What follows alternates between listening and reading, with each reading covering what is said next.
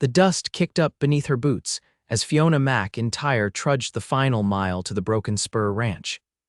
The year was 1879, and the Montana Territory stretched before her like an endless canvas of opportunity and danger. Her once fine dress was travel-worn, her hands no longer soft from city living, but her determination hadn't diminished during the 3-week journey from Boston. Just a bit further, she whispered to herself, adjusting the small carpet bag that contained all her worldly possessions. The advertisement she'd answered had been clear: ranch hand needed, hard work, fair pay. She'd written back immediately, omitting only that she was a woman. Her father's death had left her penniless, and the prospect of becoming a schoolteacher or someone's wife held no appeal. The ranch house appeared on the horizon, a sturdy 2-story structure surrounded by corrals and outbuildings.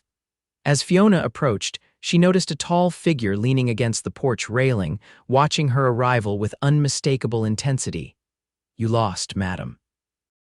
The deep voice carried across the yard as she entered the gate. Fiona straightened her back. "No, sir. I've come about the ranch hand position. I wrote to Mr. Elijah Daniels 2 weeks ago." The man pushed away from the railing, revealing his full height and broad shoulders. His face, partially shadowed by a wide-brimmed hat, showed surprise before settling into a frown.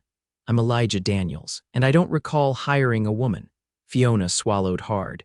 "You didn't, sir. You hired F. MacIntyre. I didn't specify I was female in my letter." His eyes narrowed as he descended the steps. Up close, she could see the weathered tan of his face, the slight crinkles around blue eyes that studied her with a mixture of curiosity and irritation. "This isn't ladies' work, Miss MacIntyre." "I can milk cows and keep quiet," Fiona replied firmly. "I'm stronger than I look, and I learn fast." A curious expression crossed his face, something between amusement and interest. "I don't want you quiet, Miss MacIntyre. I want to know if you can actually do the work. Give me a chance to prove myself, Mr. Daniels. 1 week. If I can't keep up, I'll leave without complaint." Elijah Daniels looked beyond her to the empty road, then back to her travel-worn appearance. "Where would you go?" The truth was, she had nowhere. Her pause answered for her. He sighed deeply. 1 week. "You'll get the same pay as any hand if you can do the work, and you'll stay in the main house. I've got a spare room upstairs." Relief flooded through her. "Thank you, Mr. Daniels. You won't regret it." "We'll see about that," he muttered, taking her carpet bag. "And call me Eli, Mr. Daniels was my father." As Eli led her toward the house, Fiona couldn't help but notice how the other ranch hands stopped to stare. Their expressions ranged from confusion to outright disapproval. She lifted her chin and followed Eli inside, knowing the real challenge was just beginning. The room he showed her was small but clean, with a narrow bed, a washstand, and a chest of drawers. A window overlooked the corrals and the mountains beyond. "Get settled. Dinner's at 6. You start work at dawn tomorrow." His voice was gruff but not unkind. After he left, Fiona sat on the edge of the bed and allowed herself a moment of doubt. She'd never worked on a ranch before. Her experience with animals was limited to the neighbor's cat and occasional carriage horses. But necessity was a powerful motivator, and she had no intention of failing. She unpacked her few belongings, washed her face in the basin, and changed into her cleanest dress before heading downstairs at the sound of a dinner bell. The kitchen was warm and filled with delicious smells. A heavyset woman with gray streaked hair looked up from the stove. "So you're the girl Eli's taken on?" Her tone was neutral, her eyes assessing. "Fiona MacIntyre, madam. Martha Wilson. I cook and keep house." She handed Fiona a stack of plates. "Make yourself useful. Dining room's through there." Fiona quickly set the table for 6 people. Soon, 4 men filed in Eli and 3 ranch hands who introduced themselves as Frank, Miguel, and Tom.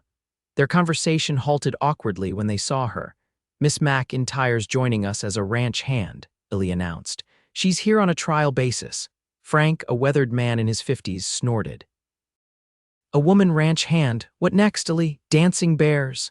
"I'd rather see the dancing bears," muttered Tom, a younger man with sandy hair. Miguel, dark-eyed and quiet, simply nodded politely in her direction. "She says she can milk cows," Eli replied. "We'll see what else she can do." I can do whatever work you assign me, Mr. Daniels, Fiona said, meeting his gaze across the table. A slight smile tugged at his lips. Eli, he corrected. And we'll start you with the milking tomorrow, see if your hands are as capable as your words. The meal was simple but hearty: beef stew, fresh bread, and apple pie for dessert. The men talked of cattle prices, fence repairs, and a wolf that had been troubling the north pasture. Fiona ate quietly, observing the dynamics between them. Eli was clearly respected, though the men seemed comfortable enough to joke and disagree with him. As Martha served coffee, Eli turned to Fiona. "Where are you from, Miss MacIntyre?" "Boston, and please call me Fiona." "Boston," Tom whistled. "That's a long way to come just to milk cows." "My father died 6 months ago. There was nothing left for me there." She didn't elaborate on the debts that had consumed what little they'd had. "No family to take you in?" Martha asked, joining them at the table. Fiona shook her head. "No one close. I decided I'd rather make my own way." "Admirable," Eli said, surprising her. "Foolhardy, maybe, but admirable." After dinner, Fiona helped Martha with the dishes despite the older woman's protests. "I want to earn my keep in all ways," Fiona insisted. "Besides, I've always done housework." Martha eyed her hands. "Those don't look like a working woman's hands. They will soon enough." Later, in her room, Fiona sat by the window watching the moon rise over the distant mountains. The vastness of Montana still took her breath away. Back in Boston, buildings had hemmed her in on all sides. Here, the land stretched forever, wild and beautiful. A movement below caught her eye. Eli walked from the barn to the house, his stride long and confident. He paused in the yard, looking up at the same moon she watched. Something about his solitary figure touched her. He seemed as alone as she was, despite being surrounded by his men and his land. Dawn came early, with Martha knocking on her door at 5. Fiona dressed quickly in her plainest skirt and blouse, pulling her auburn hair into a practical bun. In the kitchen, Eli was already at the table drinking coffee. He gave her an appraising look. "You'll need different clothes if you're going to work here," he said. "That skirt will get caught on everything." "I don't have trousers, Mr. Daniels." "Eli," he corrected automatically. "We'll figure something out. For now, just tuck it up when you're working." After a breakfast of oatmeal and bacon, Eli led her to the barn. 6 dairy cows waited in their stalls. "Ever milked a cow before?" he asked. "No," she admitted, "but I've read about it." He laughed, a genuine sound that transformed his serious face. "Reading and doing aren't the same, Fiona." He demonstrated the technique on the first cow, his large hands working with surprising gentleness. Fiona watched carefully, then took his place on the milking stool. Her first attempts were clumsy, and the cow shifted restlessly. "Easy," Eli murmured, his hand covering hers to guide her movements. "Like this, firm but gentle." His touch sent an unexpected warmth through her. Fiona focused on the task, determined to master it. By the third cow, she developed a rhythm that made Eli nod in approval. "You're a quick study." The compliment pleased her more than it should have. "What's next?" "Gathering eggs, feeding the chickens, then helping Miguel mend the fence in the south pasture." The day passed in a blur of new tasks. Her back ached, her hands developed blisters, and her arms felt like lead, but Fiona refused to complain. When she struggled to lift a heavy fence post, Miguel quietly showed her a better technique, using leverage instead of strength. By supper time, she was exhausted but satisfied. She'd survived the first day. "How'd she do?" Frank asked Eli as they gathered for dinner. "Better than I expected," Eli admitted. "She doesn't shy away from work." "I'm sitting right here," Fiona reminded them, "and I can speak for myself." Eli's eyebrows rose, but a smile played around his mouth. "So you can. Tell us then, how was your first day as a ranch hand?" "Harder than I imagined, but not impossible. I'll be better tomorrow." "You'll be sorer tomorrow," Martha predicted, setting a platter of fried chicken on the table. She was right. Fiona woke the next morning barely able to move, every muscle protesting, but she forced herself out of bed and down to breakfast, refusing to show weakness. Eli was waiting with a small bundle. "These might help," he said, pushing it toward her. Inside was a pair of denim trousers and a cotton shirt, both well-worn but clean. "They belonged to my younger brother before he left for California," Eli explained. "They might be a bit big, but they'll serve better than that skirt." Touched by his thoughtfulness, Fiona thanked him. The clothes were indeed too large, but with a belt and rolled cuffs, they were manageable and far more practical than her skirts. When she emerged from her room in her new attire, she caught Eli staring. Something flickered in his eyes before he quickly looked away. "Better," he said gruffly. "Now you look like you belong on a ranch." The second day was no easier than the first, but Fiona worked through the pain. By the end of the week, her hands had begun to toughen, and her arms had developed a strength she'd never possessed before. On Sunday evening, as they finished dinner, Eli cleared his throat. "Your trial week is up, Fiona." The table went quiet. Fiona tensed, preparing for dismissal despite her best efforts. "You've earned your place here," he continued. "If you still want it." Relief and pride filled her. "I do." "Thank you." Frank raised his coffee cup in a toast. "Welcome to the Broken Spur, Miss MacIntyre." That night, Fiona wrote in her journal by lamplight, recording her small victory. Outside, a coyote called lonely in the distance. Montana was nothing like Boston, with its crowded streets and strict social conventions. Here, she was judged by her work, not her family connections or feminine graces, and then there was Eli. He was unlike any man she'd known, direct, sometimes stern but fair. She'd caught him watching her several times throughout the week, his expression unreadable. When their hands accidentally touched passing tools or dishes, she felt a strange flutter in her chest that she tried to ignore. Such thoughts were foolish. He was her employer, and she was just another hand on his ranch. Nothing more. As summer progressed, Fiona settled into ranch life. Her days fell into a pleasant rhythm of milking, feeding animals, and helping with whatever tasks needed doing. Martha taught her to make soap and preserve vegetables from the kitchen garden. Miguel showed her how to mend harnesses and bridles, praising her neat stitches. Only riding remained a challenge. Eli insisted every ranch hand needed to ride, so he assigned her a gentle mare named Daisy. Their lessons took place in the early evenings after the day's work was done. "Relax your back," Eli instructed, walking beside the horse as Fiona perched awkwardly in the saddle. "Move with her, don't fight her." "I'm trying," Fiona said through gritted teeth, "but she knows I'm afraid." "Then stop being afraid," he said simply. "Daisy's the gentlest horse on this ranch. She won't hurt you." "Easy for you to say. You were probably born on horseback," he chuckled. "Close enough. My father put me on my first pony when I was 3. Gradually, with Eli's patient instruction, Fiona's confidence grew. The day she first cantered across the pasture without clutching the saddle horn, she laughed out loud from the sheer joy of it. Turning to look back at Eli, she caught him smiling, not his usual reserved smile, but something warmer that reached his eyes. By August, Fiona had earned the respect of the ranch hands. Even Frank, initially the most skeptical, grudgingly admitted she pulled her weight. Tom had taken to treating her like a younger sister, teasing her good-naturedly about her Boston accent. One afternoon, while helping Eli repair the chicken coop, Fiona found herself alone with him for the first time in days. Usually, they worked with at least one other person nearby.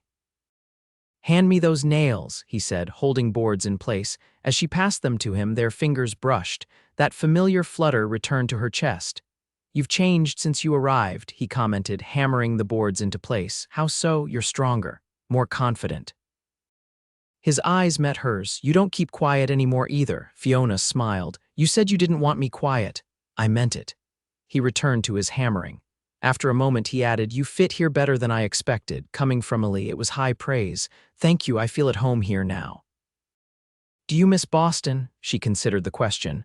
"I miss certain things, bookshops, theater, music, but not enough to go back. We have dances in town sometimes," he offered. "Not quite theater, but there's music." "Is that an invitation, Mr. Daniels?"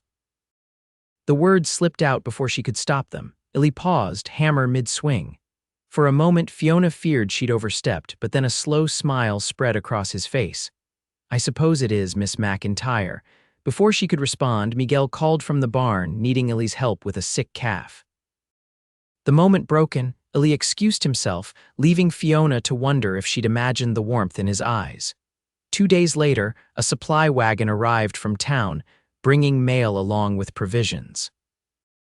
Fiona received her first letter since arriving from a childhood friend in Boston who'd finally tracked down her whereabouts.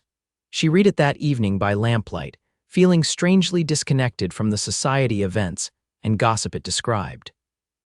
Her friend expressed shock that Fiona was working as a common laborer and urged her to return east, where a suitable position as a companion to an elderly lady might be arranged. Bad news. Eli's voice startled her. He stood in the doorway of the parlor where she'd retreated after dinner. No, just strange. She folded the letter. An old friend offering me a way back to my old life, as if the past 6 months never happened. Eli entered, taking the chair opposite hers. And is that what you want, to go back? No, the certainty in her voice surprised even her. I'm not the same person who arrived here in May. I couldn't go back to being ornamental and proper. Ornamental, his mouth quirked. Is that what Boston ladies are, the successful ones? She sighed. My mother spent years trying to mold me into a proper society woman. She'd be horrified to see me now in borrowed men's clothes with calluses on my hands. I like your hands, Eli said quietly. They've become working hands, honest hands. Fiona looked down at them, surprised by his comment. They're not very ladylike. Maybe not by Boston standards. His eyes held hers. But out here, they're exactly as they should be. The air between them seemed to change, becoming charged with something unspoken. Fiona felt her heart quicken. The moment was broken by Martha entering with coffee. Thought you might want some before turning in, she said, setting down the tray. Thank you, Martha, Eli said, standing. I should check on that new calf before bed anyway. As he left, Martha gave Fiona a knowing look. That man hasn't sat in the parlor for a social chat in the 3 years I've been here, she commented. Not until you came along. Fiona busied herself with pouring coffee. We were just talking about my letter from Boston. Martha's expression remained skeptical. If you say so, dear. The next week brought the season's first cattle drive, as Eli and the men moved a herd to the north pasture. Fiona remained behind with Martha, tending to the daily chores and preparing supplies for the men's return. On the second evening, as she finished the milking alone, Fiona heard hoofbeats approaching. Looking up, she saw a group of riders entering the yard. Strangers, not Eli and his men. Setting down her milk pail, she walked cautiously toward the house. Martha appeared on the porch, shotgun in hand. Can we help you, gentlemen? Martha called, her voice steady. The lead rider, a tall man with a scar across his cheek, smiled unpleasantly. Just looking for Eli Daniels, got some business with him. He's not here, Fiona replied. He'll be back tomorrow if you'd like to return then. The man dismounted, followed by his companions, 4 rough-looking men who eyed the ranch with calculating gazes. We'll wait, Scar said. Been riding a long way to see him. Martha's grip tightened on the shotgun. You're welcome to make camp by the creek, half-mile east. We don't have accommodations for visitors here. Now that's not very hospitable. Scar stepped closer. Especially since your boss and I are old friends. If you're friends, then you know Eli wouldn't want strangers disturbing his household in his absence, Fiona said firmly. Please make your camp by the creek. We'll send word when he returns. The man studied her, his gaze traveling from her face to her borrowed men's clothes. You don't look like a ranch hand. Appearances can be deceiving. Fiona held her ground, though her heart pounded. A tense silence followed, broken by the distant sound of approaching riders. Moments later, Eli and his men galloped into the yard, returning earlier than expected. Eli's expression hardened when he saw the strangers. He dismounted quickly, moving to stand between them and Fiona. Wade Simmons, he said coldly. You're a long way from Wyoming, Eli. Scar Wade grinned. Thought I'd pay a social call, see how you're doing with my father's ranch. Fiona looked between them, confused. Eli's jaw tightened. This hasn't been your father's ranch in 8 years, Wade. I bought it fair and square. After you ruined him, Wade spat. After you testified against him and got him sent to prison where he died. Your father ruined himself, Eli replied evenly. He was rustling cattle and everyone knew it. I just had the courage to say so in court. Wade's hand moved toward his gun. Maybe it's time for some justice of my own. In a flash, Frank, Tom, and Miguel had their weapons drawn, flanking Eli. Wade's men likewise reached for their guns. There are 7 of us and 5 of you, Eli said quietly. And 2 ladies I'd rather not see caught in gunfire. Think carefully, Wade. For a tense moment, Fiona thought violence was inevitable. Then Wade slowly moved his hand away from his gun. Another time, Daniels, when it's just you and me. He mounted his horse. This isn't over. After the riders departed, Eli turned to Fiona and Martha. Are you both all right? We're fine, Martha assured him. But who were they? Eli sighed heavily. Wade Simmons. His father owned this ranch before me. He was convicted of cattle rustling and died in prison 3 years ago. Wade blames me for testifying against him. Is he dangerous? Fiona asked. Yes, Eli met her eyes. But he won't be back tonight. Come on inside, all of you. We could use some dinner and a drink after that. Later that night, unable to sleep, Fiona went downstairs for a glass of water. She found Eli still awake, sitting at the kitchen table with a glass of whiskey. Can't sleep? He asked, looking up. No, she poured herself water from the pitcher. Keep thinking about what happened earlier. Eli nodded. I'm sorry you had to face that. It's not your fault. She sat across from him. You did the right thing testifying against a criminal. Maybe. He swirled the amber liquid in his glass. But choices have consequences. Wade Simmons has been looking for revenge for years. What will you do? Be careful. Keep everyone here safe. His eyes met hers. I shouldn't have left you and Martha alone. We managed, Fiona said. Besides, you can't stop living your life because of threats. Eli studied her face. You're a surprising woman, Fiona MacIntyre. Most would be packing their bags after today. I'm not most women. No, he agreed softly. You're not. The moment stretched between them, filled with unspoken things. Fiona found herself noticing details she'd tried to ignore: the strong line of his jaw, the way his dark hair curled slightly at his collar, the intensity in his blue eyes as they held hers. I should try to sleep, she said finally, rising from the table. Fiona. He caught her hand as she passed. I'm glad you're here. The simple statement warmed her more than she wanted to admit. Good night, Eli. Over the next few weeks, tension lingered over the ranch. Eli insisted no one work alone in the outer fields, and he took to carrying his rifle when checking the property boundaries. But as days passed without sign of Wade Simmons, life gradually returned to normal. September brought cooler weather and preparations for winter. Hay needed cutting and storing, vegetables harvesting, meat smoking. Fiona worked alongside the others from dawn until dusk, falling into bed exhausted each night. The promised town dance finally arrived in late September, scheduled around the harvest moon. Martha insisted on altering one of Fiona's old dresses for the occasion, though Fiona protested that her work clothes would suffice. Nonsense, Martha declared, pinning the bodice to better fit Fiona's now slimmer frame. You've been wearing men's clothes for months. Time to remind everyone you're a woman.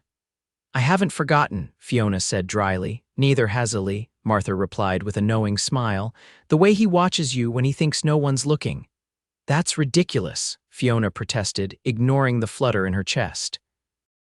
He treats me exactly like the other hands, if you say so, dear. Martha's tone made it clear she didn't believe a word of it. The morning of the dance, Fiona found herself unusually nervous.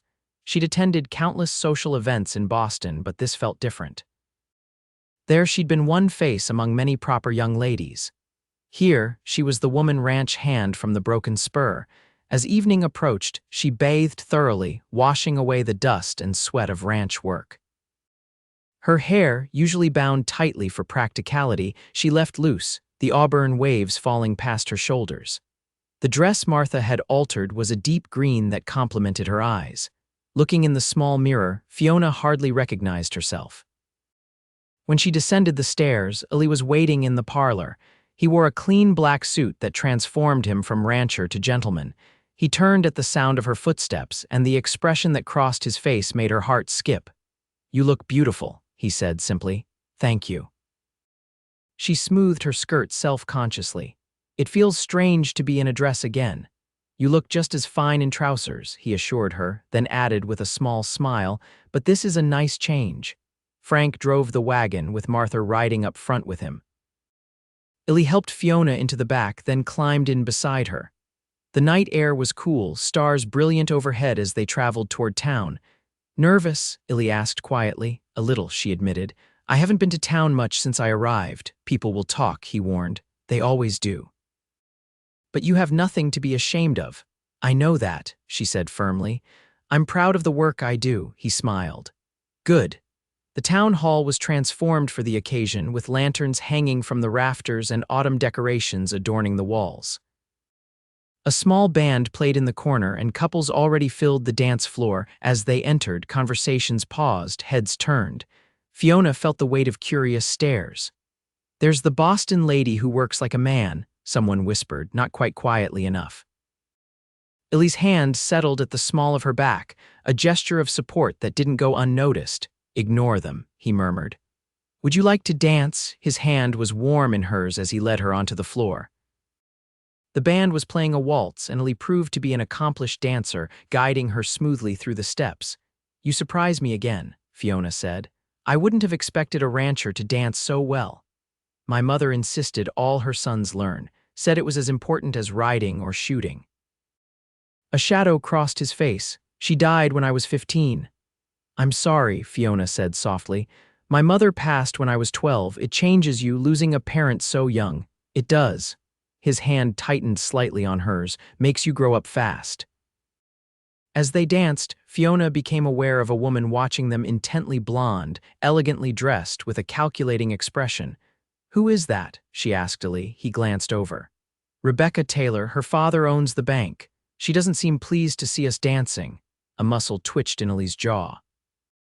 "She's had certain expectations that I've never encouraged," understanding dawned. "Ah, a would-be suitor. Her father's idea more than hers, I think. He likes the idea of combining his money with my land." The dance ended, and Ellie led her toward the refreshment table. Before they reached it, Rebecca intercepted them. "Elijah," she said warmly, ignoring Fiona completely.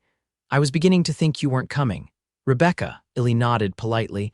"May I introduce Fiona MacIntyre? She works at the Broken Spur." Rebecca's perfect eyebrows rose. "Oh yes, I've heard about you, the ranch hand." She made the words sound scandalous. "How unusual. It's honest work," Fiona replied evenly, "and I enjoy it. How fascinating."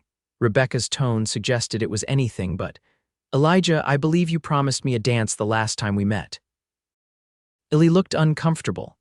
"Perhaps later, Rebecca. Fiona and I were just getting punch." Rebecca's smile tightened. "Of course, don't let me keep you." As they moved away, Fiona couldn't help asking, "Did you really promise her a dance?" "Probably," Ellie admitted. "It's easier than arguing with her. You should keep your promise then." He looked at her curiously. "Would that bother you?" The question was unexpected. "Why would it we're not?" She trailed off, unsure how to define what they were, not what. His eyes held hers. Before she could answer, the town sheriff approached, breaking the moment. "Ellie, got a minute. Need to talk to you about something." Ellie excused himself reluctantly. Left alone, Fiona sipped her punch, watching the dancers. Several young men approached, asking her to dance, but she politely declined. Her thoughts were too full of Ellie and the unfinished conversation between them. When Rebecca claimed her dance with Ellie, Fiona told herself the twinge she felt wasn't jealousy. She had no claim on him. Yet watching Rebecca press closer than the dance required, laughing up at him, stirred something possessive in her chest. They make a handsome couple, don't they? Fiona turned to find an older woman beside her watching the dancers. "I suppose they do," Fiona replied neutrally. "Rebecca's had her eye on him for years," the woman continued. "Her father's pushing for a match before winter, says it's high time Eli Daniels took a proper wife." Fiona's stomach nodded. "I see. Of course, Eli's always been his own man, stubborn as they come." The woman smiled kindly. "I'm Margaret Wilson, by the way, Martha's sister. Pleased to meet you. I've heard much about you, and I about you. Martha says you've become quite the rancher." "I try my best." Margaret patted her arm. "Don't let town gossip trouble you, dear. People talk because they have nothing better to do." The dance ended, and Eli made his way back to Fiona, looking relieved to escape Rebecca's clutches. "Everything all right?" he asked, noting her expression. "Fine," she assured him, forcing a smile. "Just talking with Martha's sister." The evening continued with more dancing, food, and conversation. Despite her momentary discomfort, Fiona found herself enjoying the festivities. Eli introduced her to neighbors and friends, never once treating her as anything less than his equal. As the night drew to a close, the band played a final waltz. Eli's hand found hers. "One more dance?" he asked softly. In his arms, Fiona could almost forget the complications between them, employer and employee, rancher and city woman. His hand was warm against her back, his eyes never leaving hers as they moved across the floor. "Thank you for bringing me tonight," she said. "Thank you for coming." His voice dropped lower. "You outshine every woman here." The compliment brought warmth to her cheeks. "Now you're just being kind." "I'm being honest." His gaze intensified. "Fiona, there's something I need to." A commotion at the door interrupted him. The sheriff burst in, looking grim. "Fire at the Broken Spur," he announced. "Just got word. The north barn's ablaze." Everything happened quickly after that.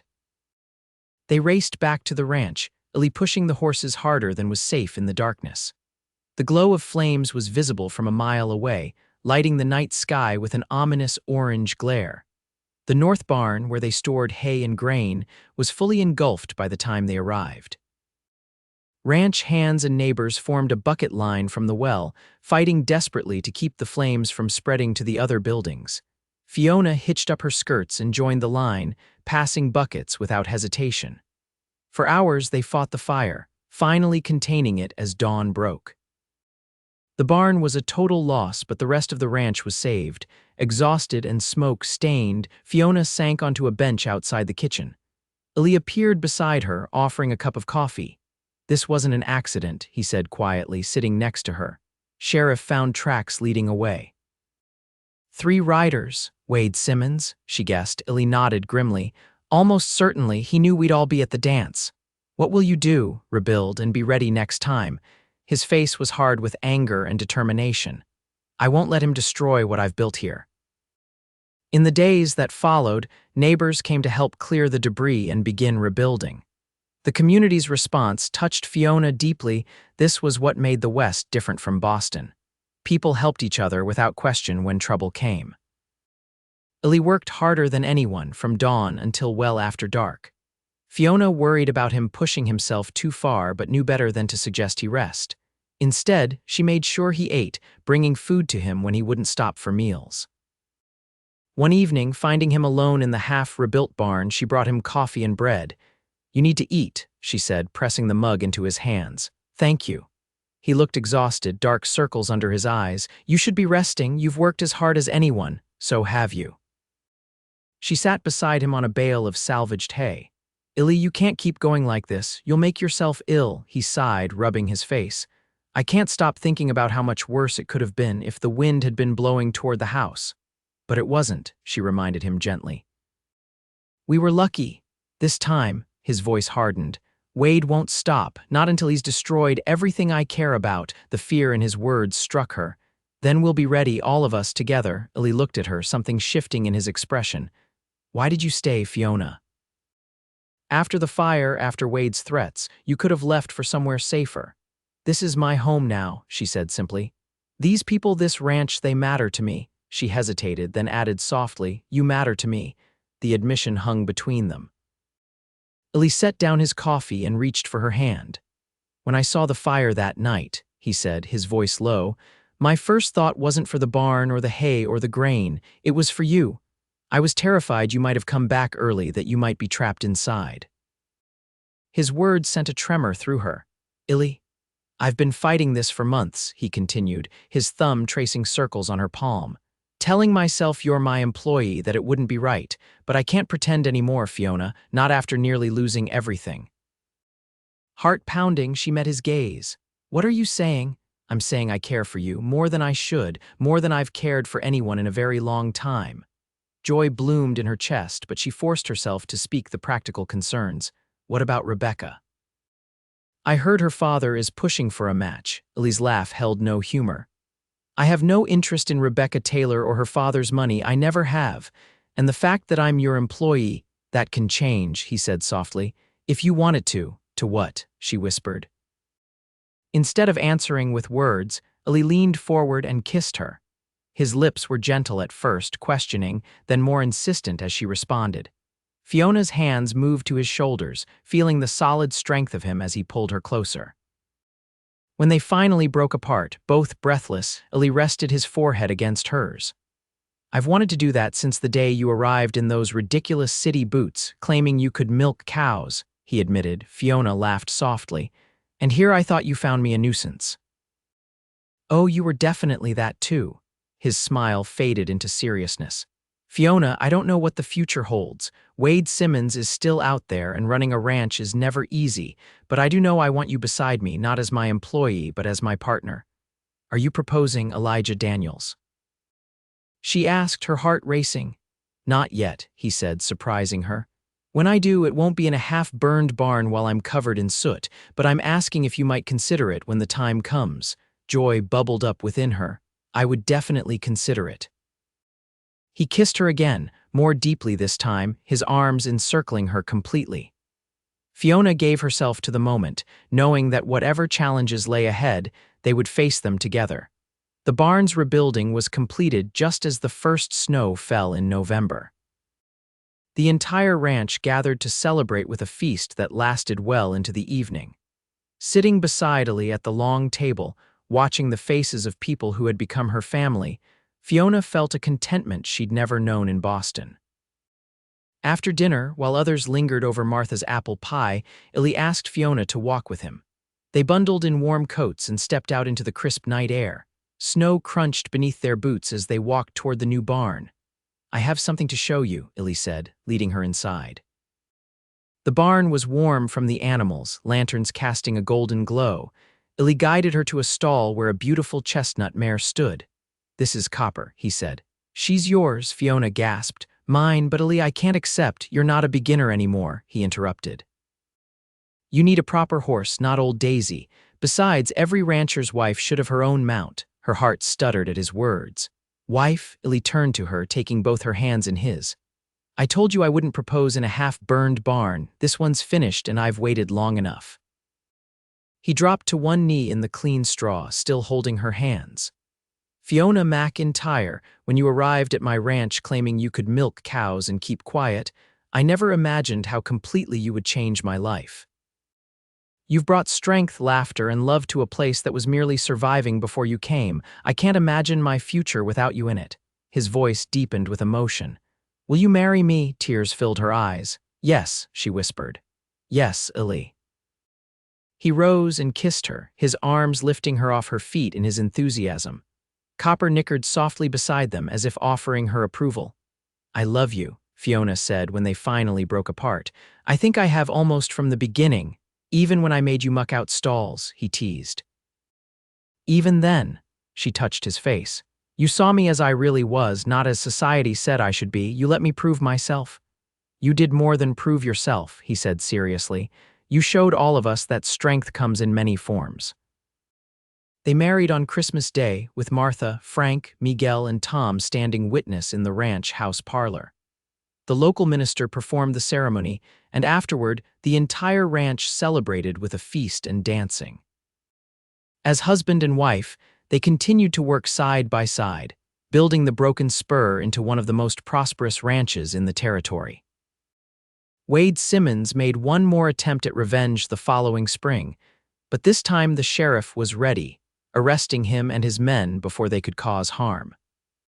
In time, children came first: a son with Eli's blue eyes and determination, then twin daughters who grew up riding and roping as naturally as breathing.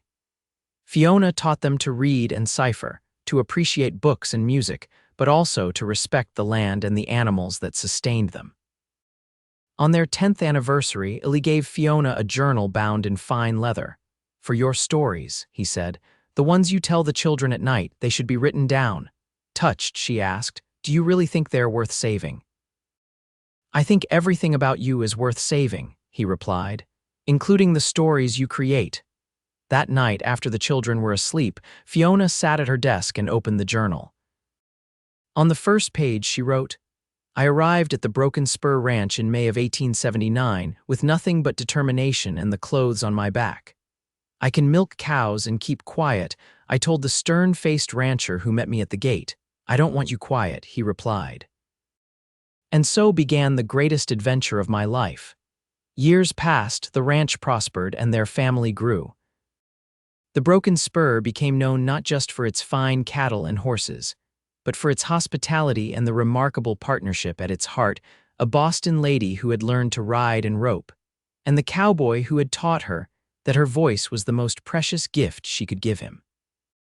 On summer evenings, they would often sit together on the porch, watching the sunset paint the mountains gold. Illy's arm would settle around her shoulders, drawing her close. "Any regrets?" he would sometimes ask. And Fiona would smile, thinking of the journey that had brought her to this place, this man, this life so different from anything she had imagined. "Not a single one," she would answer truthfully. For the woman who had promised to keep quiet had found her voice, her strength, and her heart in the vastness of the Montana sky.